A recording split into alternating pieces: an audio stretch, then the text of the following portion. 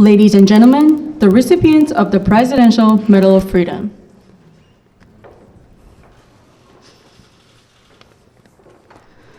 Kareem Abdul-Jabbar.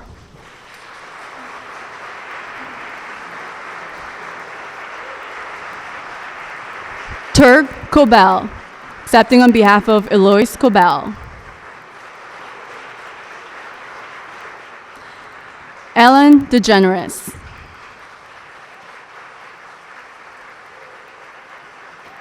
Robert De Niro.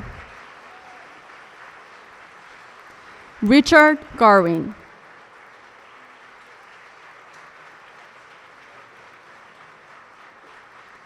Bill and Melinda Gates.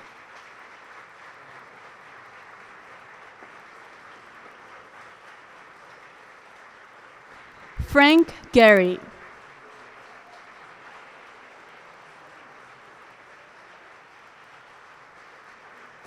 Margaret Hamilton.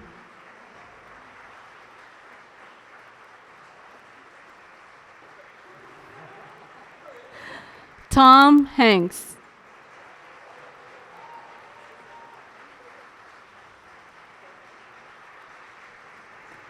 Deborah Murray, accepting on behalf of Grace Hopper.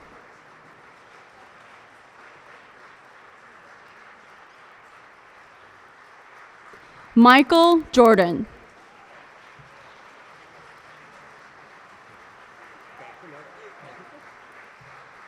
Maya Lin.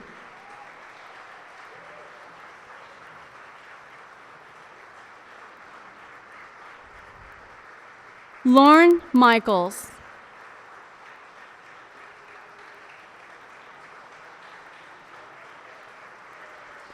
Newt Minow.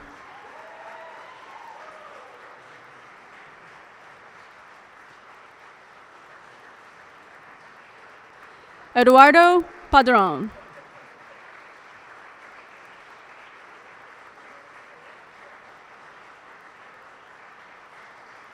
Robert Redford.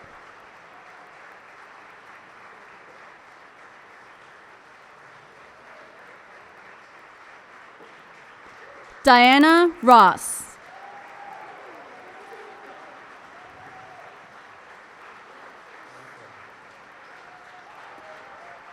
Vin Scully.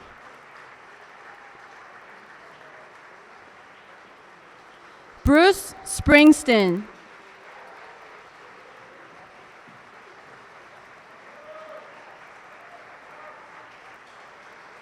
Cicely Tyson.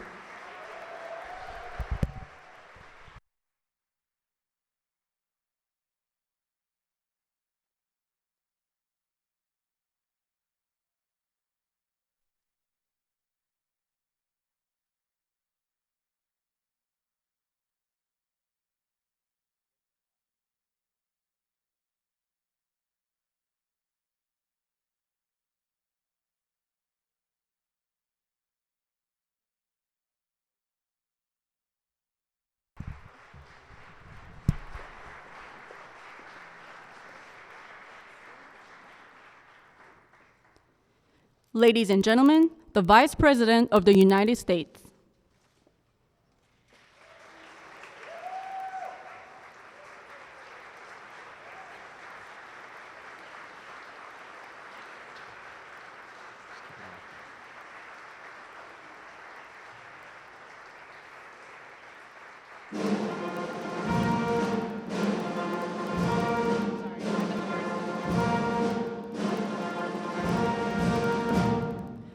Ladies and gentlemen, the President of the United States and Mrs. Michelle Obama.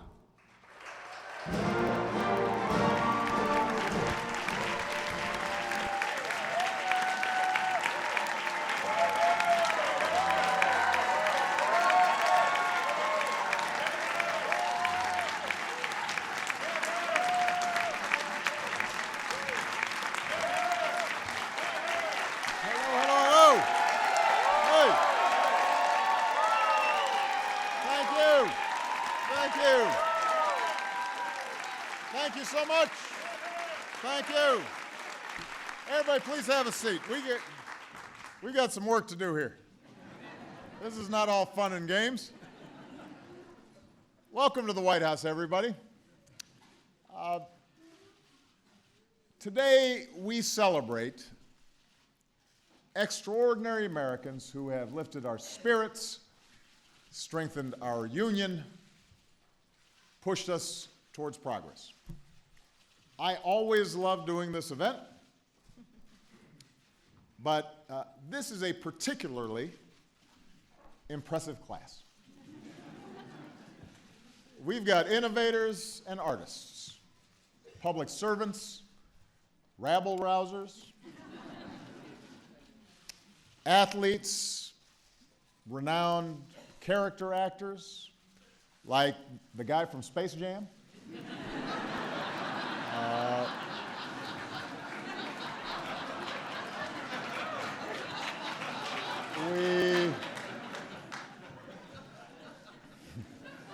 We pay tribute to those distinguished individuals with our nation's highest civilian honor, the Presidential Medal of Freedom.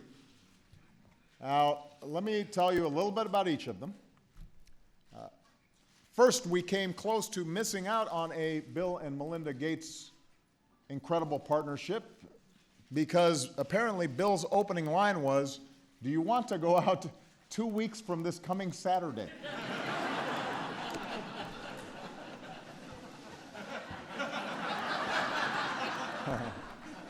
I mean, he was good with computers, but fortunately, Melinda believes in second chances, and the world is better for it. For 2 decades, the Gates Foundation has worked to provide life-saving medical care to millions, boosting clean water supplies, improving education for our children, rallying aggressive international action on climate change, cutting childhood mortality in half. The list could go on. These two have donated more money to charitable causes than anyone ever. Many years ago, Melinda's mom told her an old saying, "To know that even one life has breathed easier because you lived, that is success." By this and just about any other measure, few in human history have been more successful than these two impatient optimists. Frank Gehry has never let popular acclaim reverse his impulse to defy convention. "I was an outsider from the beginning," he says, "so for better or worse, I thrived on it." The child of poor Jewish immigrants, Frank grew up in Los Angeles, and throughout his life he embraced the spirit of a city defined by an open horizon. He spent his life rethinking shapes and mediums, seemingly the force of gravity itself, the idea of what architecture could be. He decided to upend, constantly repurposing every material available from titanium to paper towel tube. He's inspiring our next generation through his advocacy for arts education in our schools. From the Guggenheim to Bilbao to Chicago's Millennium Park, our hometown, to his home in Santa Monica, which I understand caused some consternation among his neighbors. Frank's work teaches us that while buildings may be sturdy and fixed to the ground, like all great art, they can lift our spirits, they can soar and broaden our horizons.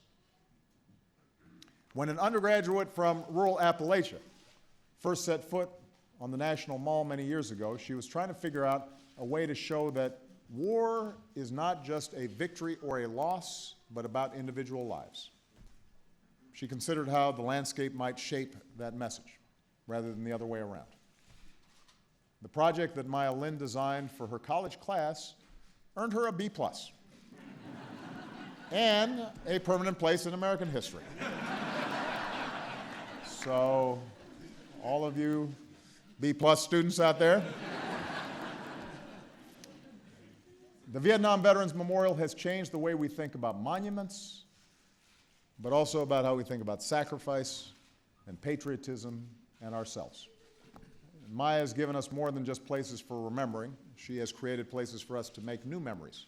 Her sculptures, chapels, homes are physical acts of poetry, each reminding us that the most important element in art or architecture is human emotion. 3 minutes before Armstrong and Aldrin touched down on the moon, Apollo 11's lunar lander alarms triggered. Red and yellow lights across the board. Our astronauts didn't have much time, but thankfully they had Margaret Hamilton, a young MIT scientist and a working mom in the 60s. Margaret led the team that created the onboard flight software that allowed the Eagle to land safely. And keep in mind that at this time, software engineering wasn't even a field yet. There were no textbooks to follow. So, as Margaret says, there was no choice but to be pioneers. Luckily for us, Margaret never stopped pioneering, and she symbolizes that generation of unsung women who helped send humankind into space. Her software architecture echoes in countless technologies today, and her example speaks of the American spirit of discovery that exists in every little girl and little boy who know that somehow to look beyond the heavens is to look deep within ourselves and to figure out just what is possible. If Wright is flight and Edison is light, then Hopper is code. Born in 1906, Rear Admiral Grace Murray Hopper followed her mother into mathematics, earned her PhD from Yale, and set out on a long and storied career. At age 37, and a full 15 pounds below military guidelines, the gutsy and colorful Grace joined the Navy and was sent to work on one of the first computers, Harvard's Mark I. She saw beyond the boundaries of the possible and invented the first compiler, which allowed programs to be written in regular language and then translated for computers to understand. While the women who pioneered software were often overlooked, the most prestigious award for young computer scientists now bear her name. From cell phones to Cyber Command, we can thank Grace Hopper for opening programming to millions more people, helping to usher in the information age and profoundly shaping our digital world. Speaking of really smart people, in the summer of 1950, a young University of Chicago physicist found himself at Los Alamos National Laboratory. Dick Garwin was there, he said, because Chicago paid its faculty for 9 months, but his family ate for 12. So by the next summer, Dick had helped create the hydrogen bomb. And for the rest of his life, he dedicated himself to reducing the threat of nuclear war. Dick's not only an architect of the atomic age. Ever since he was a Cleveland kid tinkering with his father's movie projectors, he's never met a problem he didn't want to solve. Reconnaissance satellites, the MRI, GPS technology, the touch screen, all bear his fingerprints. He even patented a muscle washer for shellfish, which, that I haven't used. The other stuff I have.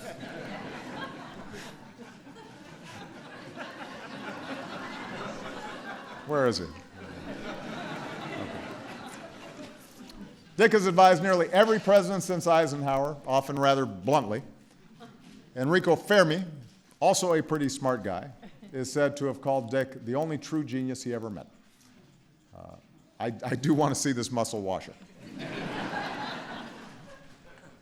Along with these scientists, artists, and thinkers, we also honor those who have shaped our culture from the stage and the screen. In her long and extraordinary career, Cicely Tyson has not only exceeded as an actor, she has shaped the course of history. Cicely was never the likeliest of Hollywood stars. The daughter of immigrants from the West Indies, she was raised by a hardworking and religious mother who cleaned houses and forbade her children to attend the movies. But once she got her education and broke into the business, Cicely made a conscious decision not just to say lines, but to speak out. I would not accept roles, she said, unless they projected us, particularly women, in a realistic light and dealt with us as human beings. And from Sounder to The Trip to Bountiful to the autobiography of Miss Jane Pittman, Cicely's convictions and grace have helped for us to see the dignity of every single beautiful member of the American family. And she's just gorgeous. And yes, she is. In 1973, a critic wrote of Robert De Niro, "This kid doesn't just act, he takes off into the vapors." And it was true. His characters are iconic. A Sicilian father turned New York mobster, a mobster who runs a casino, a mobster who needs therapy, a father-in-law who's scarier than a mobster, Al Capone, a mobster.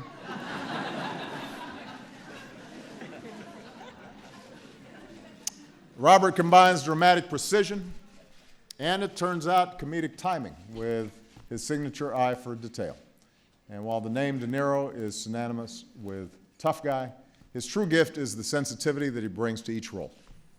This son of New York artist didn't stop at becoming one of the world's great actors. He's also a director, a philanthropist, co-founder of the Tribeca Film Festival. Of his tireless preparation, from learning the saxophone to remaking his body, he once said, "I feel I have to earn the right to play a part." And the result is honest and authentic art that reveals who we really are. In 1976, Lorne Michaels implored the Beatles to reunite on his brand new show. In exchange, he offered them $3,000. And then he told them they could share it equally, or they could give Ringo a smaller cut, which was early proof that Lorne Michaels has a good sense of humor. On Saturday Night Live, he's created a world where a band of no-names become comedy's biggest stars, where our friends the Coneheads and cheerleaders and land sharks and basement deadbeats and motivational speakers and an unfrozen caveman lawyer show up, and Tom Hanks is on Black Jeopardy.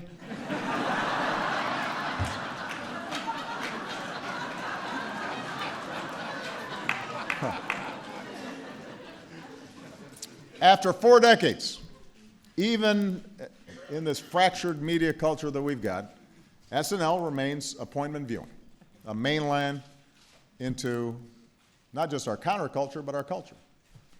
Still a challenge to the powerful, especially folks like me.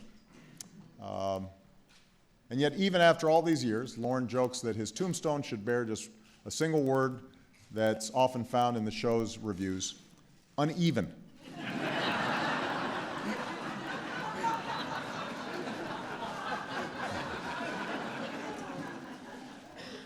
As a current U.S. Senator would say, "Doggone it, Lorne, that's why people like you." Hey, he produced a senator, too. It's pretty impressive. Ellen DeGeneres has a way of making you laugh about something rather than at someone. Except when I danced on her show. She laughed at me. But that's okay. It's easy to forget now, when we've come so far, where now marriage is equal under the law, just how much courage was required for Ellen to come out on the most public of stages almost 20 years ago. Just how important it was, not just to the LGBT community, but for all of us, to see somebody so full of kindness and light, somebody we liked so much, somebody who could be our neighbor or our colleague or our sister, challenge our own assumptions, remind us that we have more in common than we realize, push our country in the direction of justice. What an incredible burden that was to bear, to risk your career like that. People don't do that very often. And then to have the hopes of millions on your shoulders. But it's like Ellen says, we all want a tortilla chip that can support the weight of guacamole. Which really makes no sense to me. But I thought would break the mood, because I was getting kind of choked up.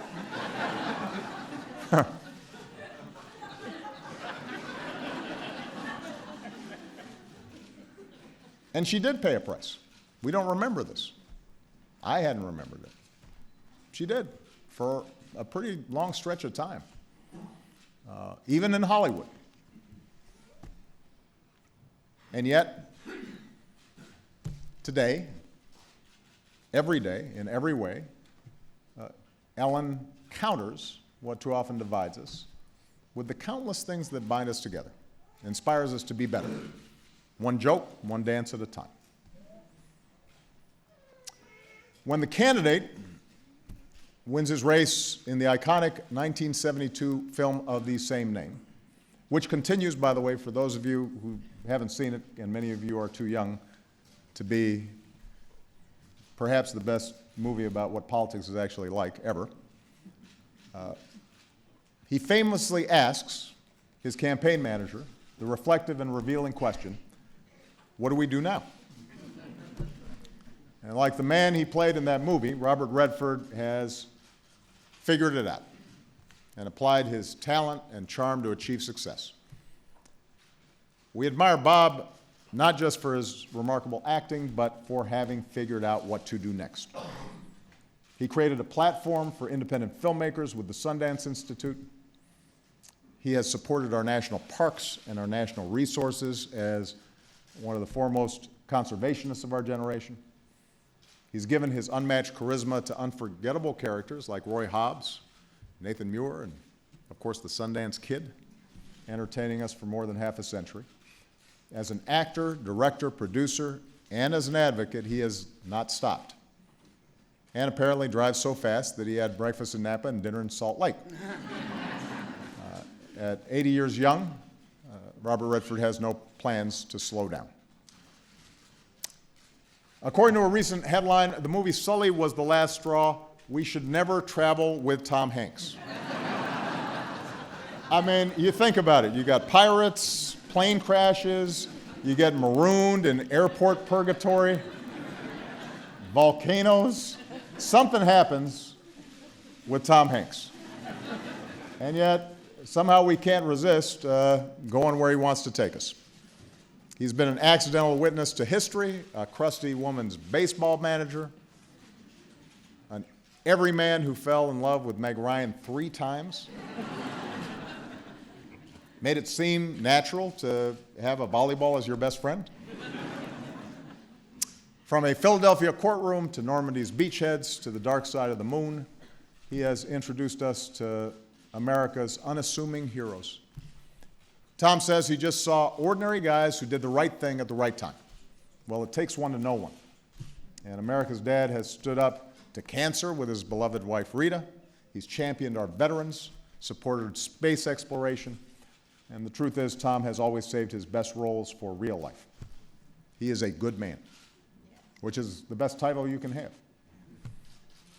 So we've got innovators, entertainers, 3 more folks who've dedicated themselves to public service. In the early 1960s, thousands of Cuban children fled to America seeking an education they'd never get back home. And one refugee was a 15-year-old named Eduardo Pedron, whose life changed when he enrolled at Miami-Dade College. That decision led to a bachelor's degree, then a master's degree, then a PhD, and then he had a choice. He could go into corporate America or he could give back to his alma mater. And Eduardo made his choice to create more stories just like his. As Miami-Dade's president since 1995, Dr. Pedron has built a dream factory for one of our nation's most diverse student bodies, 165,000 students in all. He is one of the world's preeminent education leaders, thinking out of the box, supporting students throughout their lives, embodying the belief that we're only as great as the doors we open. Eduardo's example is one we can all follow, a champion of those who strive for this same American dream that first drew him to our shores. When Eloise Cobell first filed a lawsuit to recover lands and money for her people, she didn't set out to be a hero. She said, I just wanted to give justice to people that didn't have it. And her lifelong quest to address the mismanagement of American Indian lands, resources, trust funds, wasn't about special treatment, but the equal treatment at the heart of the American promise. She fought for almost 15 years across 3 presidents, 7 trials, 10 appearances before a federal appeals court. All the while, she traveled the country some 40 weeks a year, telling the story of her people. And in the end, this graduate of a one-room schoolhouse became a MacArthur genius. She was a proud daughter of Montana's Blackfeet Nation, reached ultimately a historic victory for all Native Americans through sheer force of will and a belief that the truth will win out.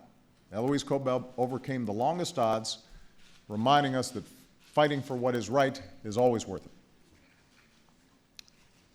Now, every journalist in the room, every media critic knows the phrase Newt Minow coined, the vast wasteland. But the two words Newt prefers we remember from his speech to the nation's broadcasters are these: public interest.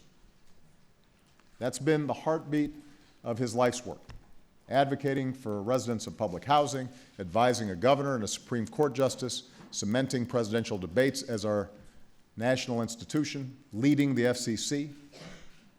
When Newt helped launch the first communication satellites, making nationwide broadcasts possible, and eventually GPS possible and cell phones possible, he predicted it would be more important than the moon landing.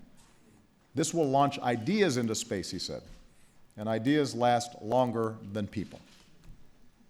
As far as I know, he's the only one of today's honorees who was present on my first date with Michelle. Imagine our surprise when we saw Newt, one of our bosses that summer, at the movie theater. We do the right thing. So he's also been vital to my personal interests. And finally, we honor 5 of the all-time greats in sports and music. The game of baseball has a handful of signature sounds. You hear the crack of the bat. You got the crowd singing in the 7th inning stretch. And you've got the voice of Vin Scully. Most fans listen to a game's broadcast when they can't be at the ballpark.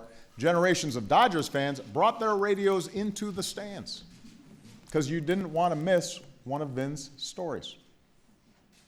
Most play-by-play announcers partner with an analyst in the booth to chat about the action, then worked alone and talked just with us. Since Jackie Robinson started at second base, Vin taught us the game and introduced us to its players. He narrated the improbable years, the impossible heroics, turned contests into conversations. When he heard about this honor, Vin asked with characteristic humility, "Are you sure? I'm just an old baseball announcer." And we had to inform him that to Americans of all ages, you are an old friend. In fact, I thought about him doing all these citations, which would have been very cool, but I thought we shouldn't make him sing for a supper like that. Up next.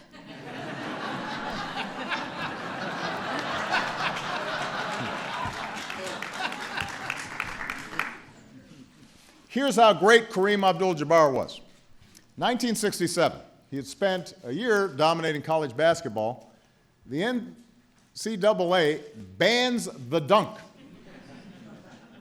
They didn't say it was about Kareem, but it was about Kareem. When a sport changes its rules to make it harder just for you, you are really good.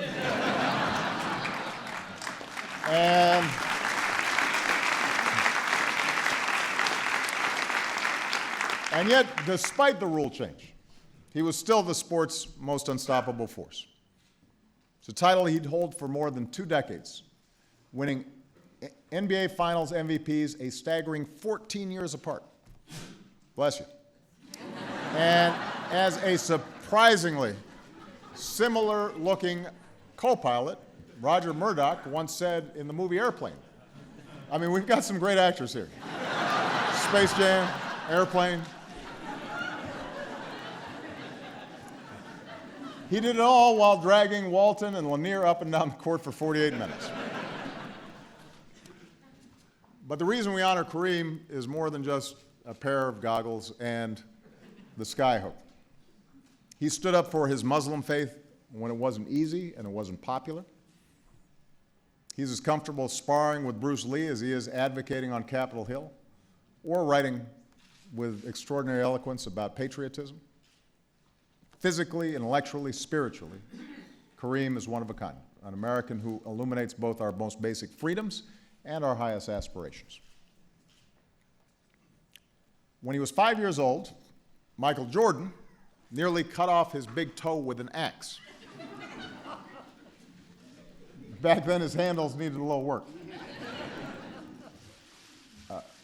But think, if things had gone differently, Air Jordans might never have taken flight. I mean, you don't want to buy a shoe with like one toe missing. We may never have seen him switch hands in midair against the Lakers, or drop 63 in the Garden, or gut it out in the flu game, or hit the shot 3 different times over Georgetown, over Elo, over Russell. We might not have seen him take on Larry Bird in horse, or lift up the sport globally along with the Dream Team.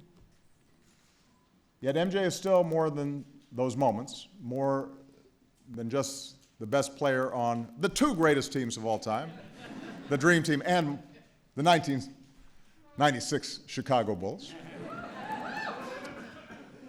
He's more than just a logo, more than just an internet meme.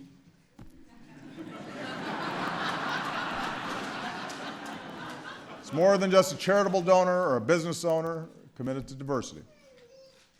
There is a reason you call somebody the Michael Jordan of. Michael Jordan of neurosurgery, or the Michael Jordan of rabbis, or the Michael Jordan of outrigger canoeing. And they know what you're talking about. Because Michael Jordan is the Michael Jordan of greatness. He is the definition of somebody so good at what they do that everybody recognizes it. That's pretty rare. As a child, Diana Ross loved singing and dancing for family friends, but not for free. She was smart enough to pass the hat. And later in Detroit's Brewster housing projects, she met Mary Wilson and Florence Ballard. Their neighbor, Smokey Robinson, put them in front of Berry Gordy, and the rest was magic, music history. The Supremes earned a permanent place in the American soundtrack. Along with her honey voice, her soulful sensibility, Diana exuded glamour and grace and filled stages that helped to shape the sound of Motown. On top of becoming one of the most successful recording artists of all time, raised 5 kids, somehow found time to earn an Oscar nomination for acting. Today, from the hip-hop that samples her, to the young singers who've been inspired by her, to the audiences that still cannot get enough of her, Diana Ross's influence is inescapable as ever. He was sprung from a cage out on Highway 9. Quiet kid from Jersey, just trying to make sense of the temples of dreams and the mystery that dotted his hometown. Pool halls, bars, girls and cars, altars and assembly lines. And for decades, Bruce Springsteen has brought us all along on a journey consumed with the bargains between ambition and injustice and pleasure and pain, the simple glories and scattered heartbreak of everyday life in America. To create one of his biggest hits, he once said, "I wanted to craft a record that sounded like the last record on earth. The last one you'd ever need to hear. One glorious noise. Then the apocalypse." Every restless kid in America was given a story, born to run. He didn't stop there. Once he told us about himself, he told us about everybody else. Steel worker in Youngstown, the Vietnam vet and Born to Run, born in the USA, the sick and marginalized on the streets of Philadelphia, the firefighter carrying the weight of a reeling but resilient nation on the rising, the young soldier reckoning with devils and dust in Iraq, the communities knocked down by recklessness and greed, in the wrecking ball. All of us with our faults and our failings, every color and class and creed, bound together by one defiant, restless train rolling toward the land of hope and dreams. These are all anthems of our America, the reality of who we are and the reverie of who we want to be.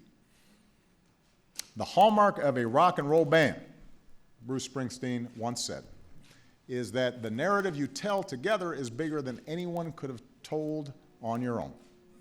And for decades, alongside the big man, little Stephen, a Jersey girl named Patty, and all the men and women of the E Street Band, Bruce Springsteen has been carrying the rest of us on his journey, asking us all, what is the work for us to do in our short time here?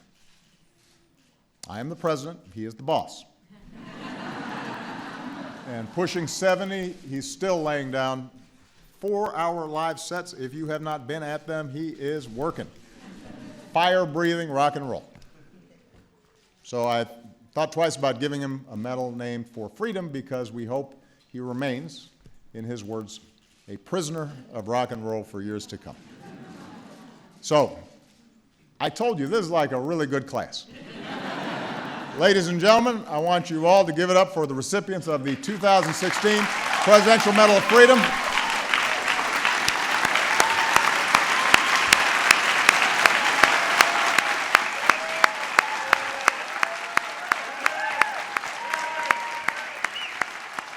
It is a good group.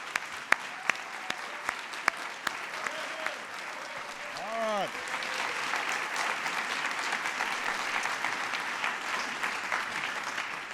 Now we got to actually give them medals. So please be patient. We are going to have my military aide read the citations. Each one of them will come up and receive the medals, and then we'll wrap up the program. Okay? Let's hit it. Kareem Abdul-Jabbar. This one's going to be fun.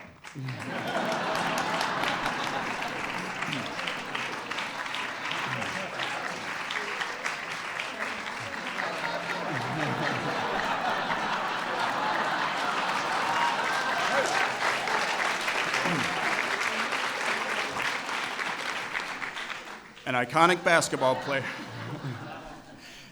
basketball player who revolutionized the sport with his all-around play and signature skyhook, Kareem Abdul-Jabbar is a 19-time All-Star, a 6-time world champion, and the leading scorer in NBA history. Adding to his achievements on the court, he also left his mark off of it, advocating for civil rights, cancer research, science education, and social justice. In doing so, Kareem Abdul-Jabbar leaves a towering legacy of compassion, faith, and service to others, a legacy based not only on the strength and grace of his athleticism, but on the sharpness of his mind and the size of his heart.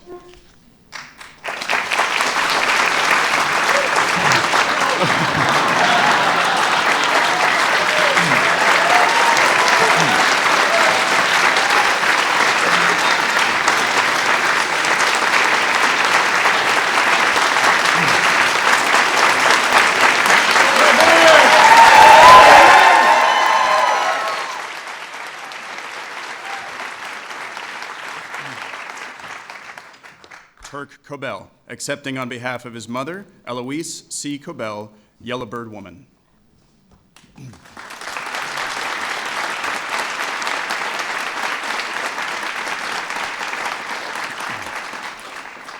A member of the Blackfeet Nation, Eloise Cobell spent her life defying the odds and working on behalf of her people. As a young woman, she was told that she wasn't capable of understanding accounting, so she mastered the field and used her expertise to champion a lawsuit whose historic settlement has helped restore tribal homelands to her beloved Blackfeet Nation and many other tribes. Today, her tenacious and unwavering spirit lives on in the thousands of people and hundreds of tribes for whom she fought, and in all those she taught to believe that it is never too late to right the wrongs of the past and help shape a better future.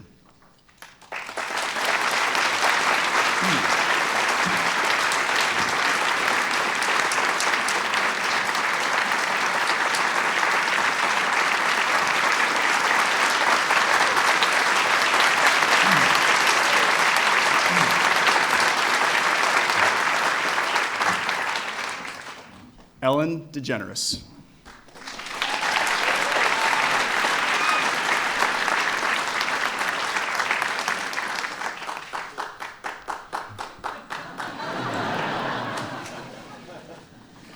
In a career spanning 3 decades, Ellen DeGeneres has lifted our spirits and brought joy to our lives as a stand-up comic, actor, and television star. In every role, she reminds us to be kind to one another and to treat people as each of us wants to be treated. At a pivotal moment, her courage and candor helped change the hearts and minds of millions of Americans, accelerating our nation's constant drive toward equality and acceptance for all. Again and again, Ellen DeGeneres has shown us that a single individual can make the world a more fun, more open, more loving place, so long as we just keep swimming.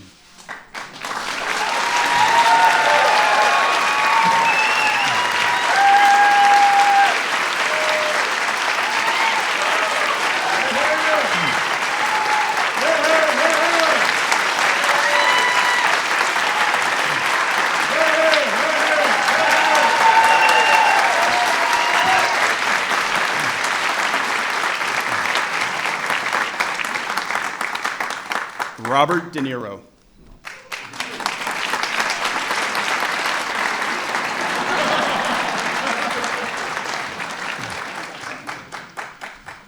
For over 50 years, Robert De Niro has delivered some of screen's most memorable performances, cementing his place as one of the most gifted actors of his generation. From The Godfather Part 2 and The Deer Hunter to Midnight Run and Heat, his work is legendary for its range and depth. Relentlessly committed to his craft, De Niro embodies his characters, creating rich, nuanced portraits that reflect the heart of the human experience. Regardless of genre or era, Robert De Niro continues to demonstrate that extraordinary skill that has made him one of America's most revered and influential artists.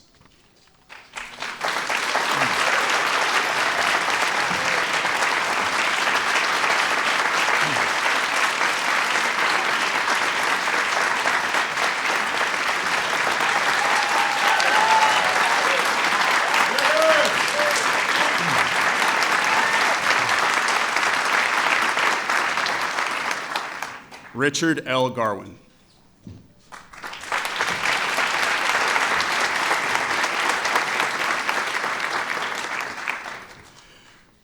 One of the most renowned scientific and engineering minds of our time, Dr. Richard Garwin has always answered the call to help solve society's most challenging problems. He has coupled his pioneering work in defense and intelligence technologies with leadership that underscores the urgency for humanity to control the spread of nuclear arms. Through his advice to Republican and Democratic administrations dating to President Eisenhower, his contributions in fundamental research, and his inventions that power technologies that drive our modern world, Richard Garwin has contributed not only to this nation's security and prosperity, but to the quality of life for people all over the world.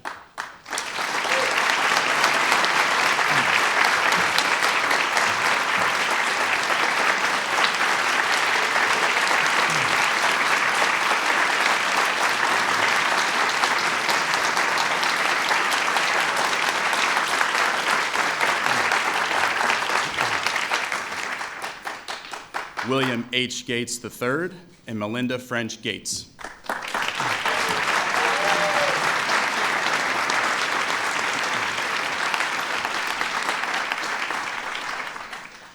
Few people have had the profound global impact of Bill and Melinda Gates. Through their work at the Bill and Melinda Gates Foundation, they've demonstrated how the most capable and fortunate among us have a responsibility to use their talents and resources to tackle the world's greatest challenges. From helping women and girls lift themselves and their families out of poverty to empowering young minds across America, they have transformed countless lives with their generosity and innovation. Bill and Melinda Gates continue to inspire us with their impatient optimism that together we can remake the world as it should be.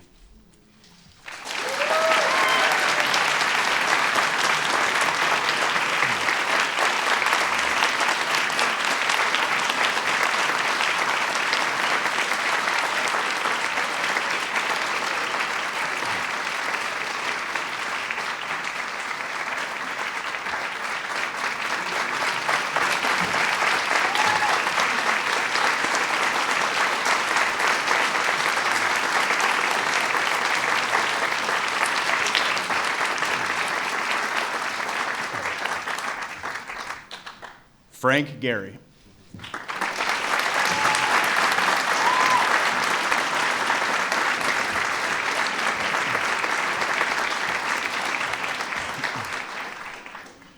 Never limited by conventional materials, styles, or processes, Frank Gehry's bold and thoughtful structures demonstrate architecture's power to induce, wonder, and revitalize communities.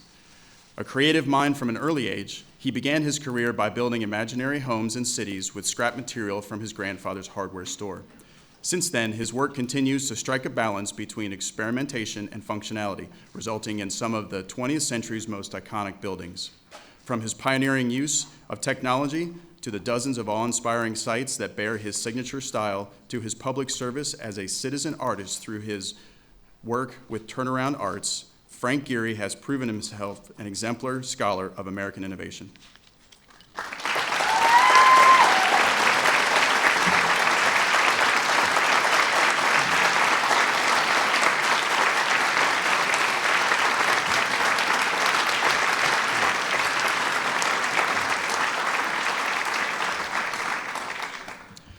Margaret Hayfield Hamilton.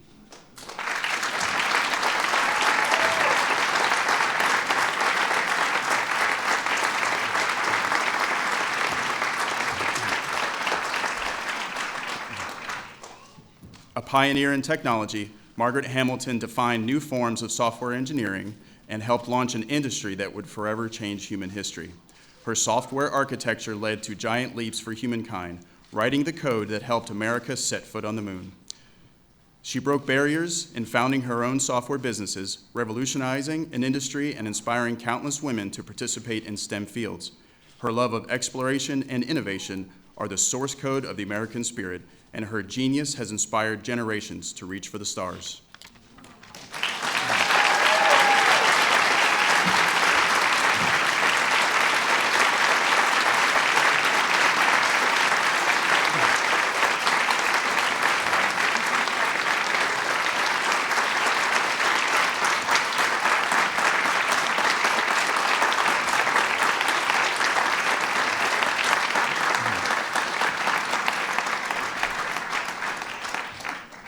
Thomas J. Hanks.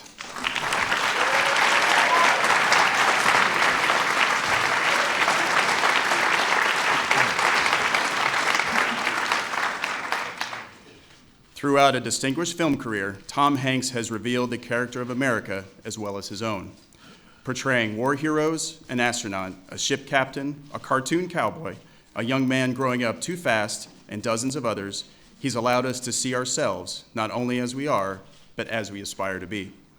On screen and off, Tom Hanks has honored the sacrifices of those who have served our nation, called on us all to think big and to believe, and inspired a new generation of young people to reach for the sky.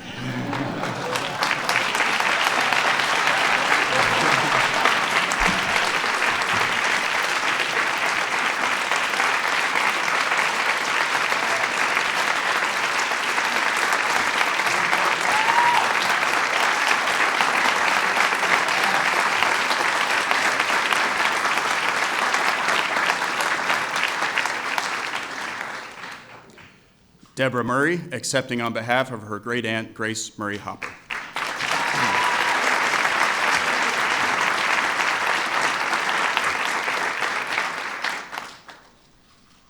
As a child who loved disassembling alarm clocks, Rear Admiral Grace Murray Hopper found her calling early. A Vassar alumna with a PhD in mathematics from Yale, Hopper served in the Navy during World War II, becoming one of the first programmers in early computing. Known today as the Queen of Code, Grace Hopper's work helped make the coding language more practical and accessible. She invented the first compiler, or translator, a fundamental element of our now digital world. Amazing Grace was committed to making the language of computer programming more universal. Today, we honor her contributions to computer science and the sense of possibility she inspired in generations of young people.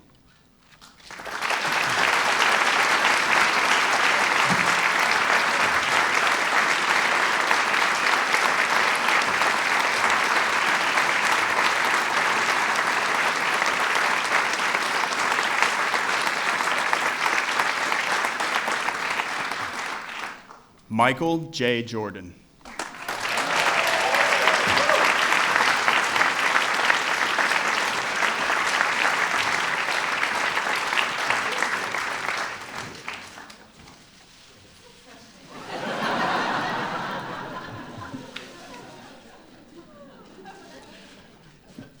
Powered by a drive to compete that earned him every major award in basketball, including 6 NBA championships, 5 Most Valuable Player awards, and 2 gold medals, Michael Jordan has a name that's become a synonym for excellence.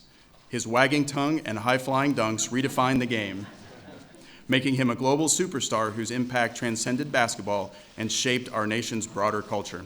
From the courts in Wilmington, Chapel Hill, and Chicago to the owner's suite he occupies today, his life and example have inspired millions of Americans to strive to be like Mike.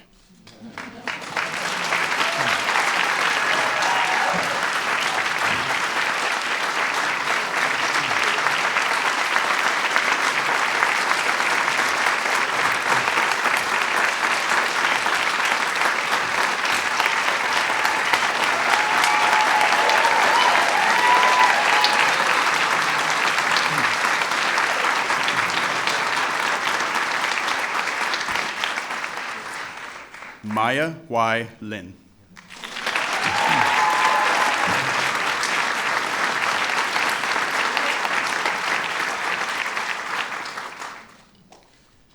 Boldly challenging our understanding of the world, Maya Lin's designs have brought people of all walks of life together in spirits of remembrance, introspection, and humility.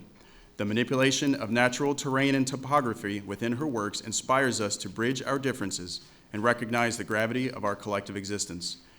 Her pieces have changed the landscape of our country and influenced the dialogue of our society, never more profoundly than with her tribute to the Americans who fell in Vietnam by cutting a wound into the earth to create a sacred place of healing in our nation's capital.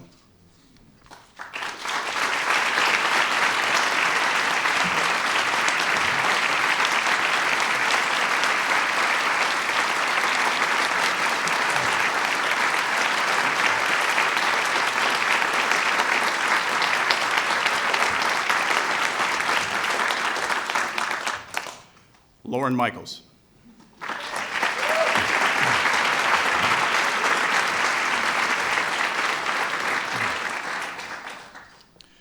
One of the most transformative entertainment figures of our time, Lauren Michaels followed his dreams to New York City, where he created a sketch show that brought satire, wit, and modern comedy to homes around the world. Under his meticulous command as executive producer, Saturday Night Live has entertained audiences across generations, reflecting and shaping critical elements of our cultural, political, and national life. Lauren Michaels' creative legacy stretches into late-night television, sitcoms, and the big screen, making us laugh, challenging us to think, and raising the bar for those who follow. As one of his show's signature characters would say, well, isn't that special?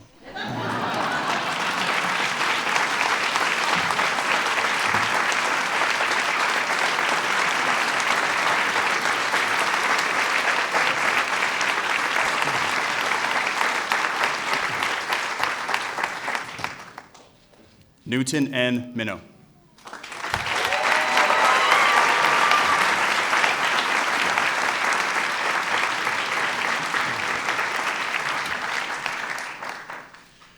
As a soldier, counsel to the governor of Illinois, chairman of the Federal Communications Commission, and law clerk to the Chief Justice of the Supreme Court, Newton Minow's career has been defined by his devotion to others. Deeply committed to his family, the law, and the American people, his dedication to serving and empowering the public is reflected in his efforts to ensure that broadcast media educates and provides opportunity for all. Challenging the media to better serve their viewers, his staunch commitment to the power of ideas and information has transformed telecommunications and its influential role in our society.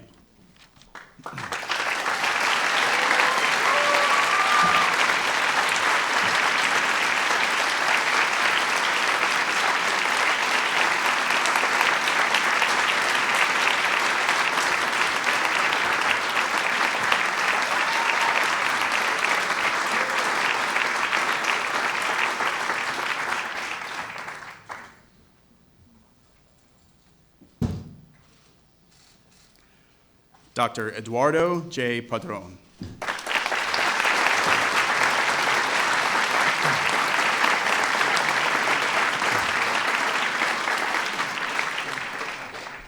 As a teenage refugee from Cuba, Eduardo Padron came to the United States to pursue the American dream, and he has spent his life making that dream real for others.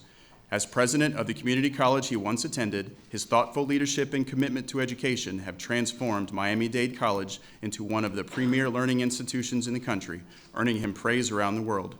His personal story and lasting professional influence prove that success need not be determined by our background, but by our dedication to others, our passion for creating America that is as inclusive as it is prosperous.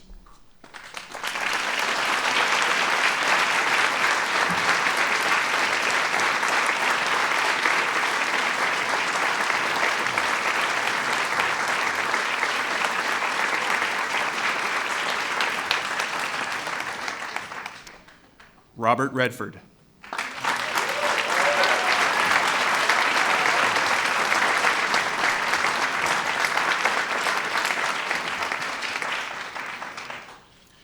Robert Redford has captivated audiences from both sides of the camera through entertaining motion pictures that often explore vital social, political, and historical themes.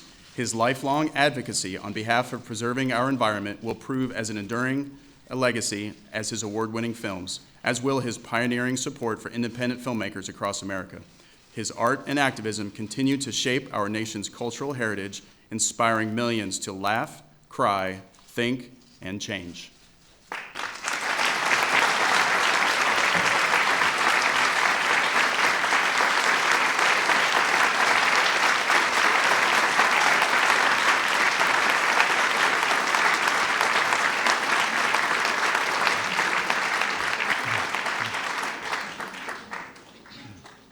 Diana Ross.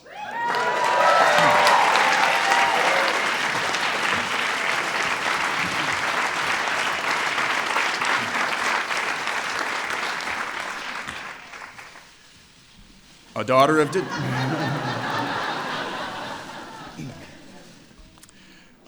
Detroit, Diana Ross helped create the sound of Motown with her iconic voice. From her groundbreaking work with the Supremes to a solo career that has spanned decades, she has influenced generations of young artists and shaped our nation's musical landscape.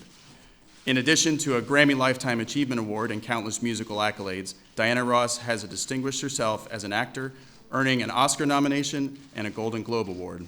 With over 25 albums, unforgettable hit singles, and live performances that continue to captivate audiences around the world, Diana Ross still reigns supreme.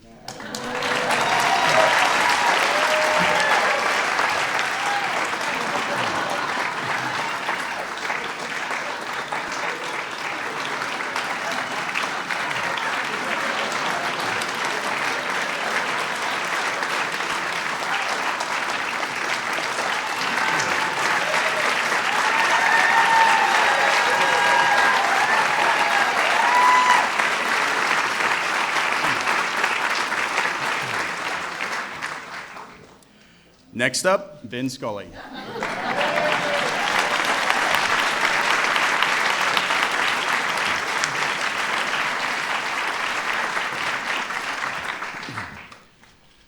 With a voice that transcended a sport and transformed a profession, Vin Scully narrated America's pastime for generations of fans.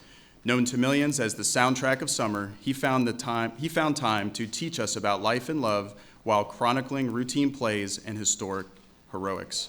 In victory and in defeat, his colorful accounts reverberated through the bleachers, across the airwaves, and into our homes and imaginations. He is an American treasure and a beloved storyteller, and our country's gratitude for Vin Scully is as profound as his love for the game.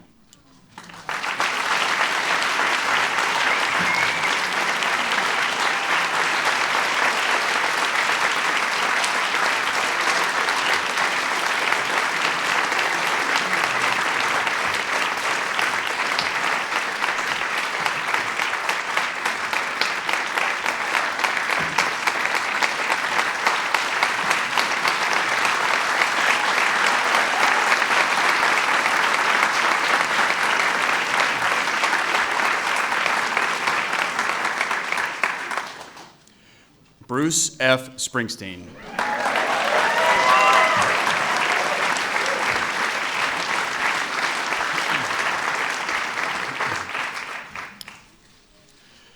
As a songwriter, a humanitarian, America's rock and roll laureate, and New Jersey's greatest ambassador, Bruce Springsteen is, quite simply, the boss. Through stories about ordinary people, from Vietnam veterans to steelworkers, his songs capture the pain and the promise of the American experience. With his legendary E Street Band, Bruce Springsteen leaves everything on stage in epic, communal live performances that have rocked audiences for decades. With empathy and honesty, he holds up a mirror to who we are as Americans chasing our dreams and as human beings trying to do the right thing. There's a place for everyone in Bruce Springsteen's America.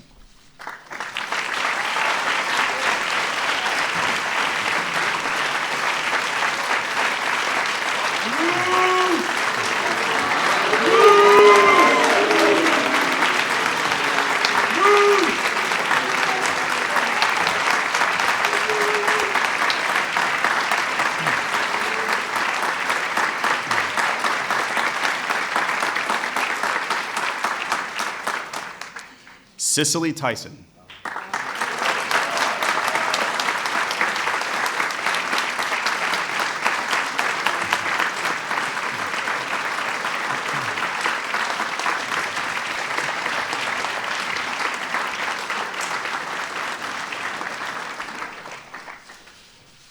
For 60 years, Cicely Tyson has graced the screen and the stage, enlightening us with her groundbreaking characters and calls to conscious humility and hope.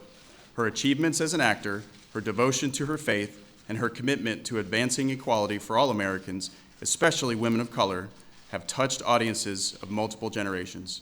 From the autobiography of Miss Jane Pittman, to Sounder, to The Trip to Bountiful, Cicely Tyson's performances illuminate the character of our people and the extraordinary possibilities of America.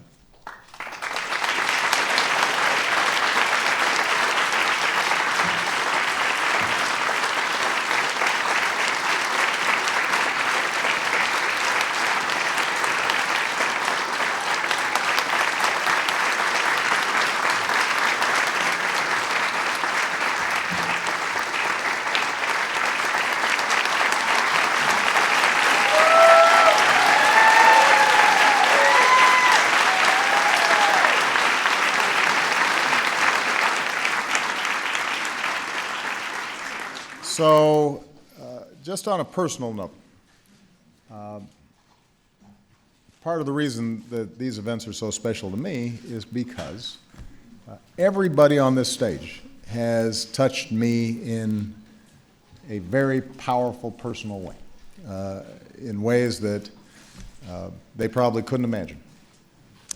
Whether it was having been inspired by a song or a game or a story or a film or a monument, or in the case of Newt Menow, introducing me to Michelle. These are folks who have helped make me who I am and think about my presidency. And what also makes it special is this is America. And it's useful when you think about this incredible collection of people to realize that this is what makes us the greatest nation on earth, not because of what we...